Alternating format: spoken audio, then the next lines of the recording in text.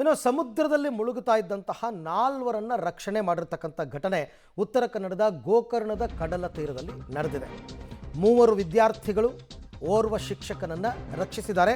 ಯಾರು? ಜೀವರಕ್ಷಕ ಸಿಬ್ಬಂದಿ. ಇವರೆಲ್ಲ ಮೂಲತಃ ಶಿವಮೊಗ್ಗದಿಂದ ಪ್ರವಾಸಕ್ಕೆ ಅಂತ 39 ವಿದ್ಯಾರ್ಥಿಗಳು ಬರ್ತಾರೆ.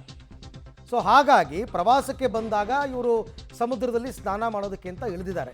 ಸ್ನಾನ ಮಾಡೋದಕ್ಕೆ ಇಳಿದಾಗ ಅಲೆಗಳ ಸೆಳೆತಕ್ಕೆ ಈ ತಂಡ ಸಿಕ್ಕಾಕೊಂಡಿತ್ತು. 4 ತಕ್ಷಣ ಅಲ್ಲಿದ್ದವರೆಲ್ಲ ಕೂಗ್ಕೊಂಡಿದ್ದಾರೆ. ಅಲ್ಲೇ ಜೀವರಕ್ಷಕ ಸಿಬ್ಬಂದಿ ಕೂಡ ಇದ್ದರು. ಅವ್ರು ಇಮಿಡಿಯೇಟ್ ಆಗಿ ಹೋಗಿ 4 ರಕ್ಷಣೆ ಮಾಡಿರ್ತಕ್ಕಂಥ ಘಟನೆ.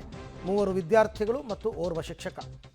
ಅಲೆಗಳ ಹೊಡೆತ ಹೇಗಿರುತ್ತೆ ಅಂದರೆ ಕೆಲವು ಸಂದರ್ಭದಲ್ಲಿ ನಾವು ದಡದಲ್ಲೇ ಇದ್ದೀವಿ ಅಂತ ಅಂದ್ಕೊಂಡ್ರು ಕೂಡ ಎಳ್ಕೊಂಡು ಹೋಗ್ಬಿಡುತ್ತೆ. ಅಂಥ ಸಂದರ್ಭದಲ್ಲಿ ಈಗ ಕೊನೆಗೆ ಅವ್ರನ್ನ ಹೋಗಿ ರಕ್ಷಣೆ ಮಾಡಿ ಯಾವ ಊರವ್ರದ್ದು?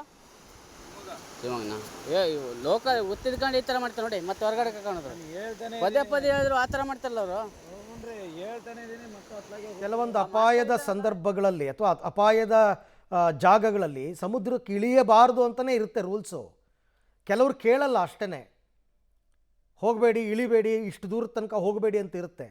ಅವರು ಮೋಜು ಮಸ್ತಿ ಮಾಡ್ಕೊಂಡು ಹೋದಾಗ ಇಂಥ ಅವಘಡಗಳು ಸಂಭವಿಸ್ತವೆ.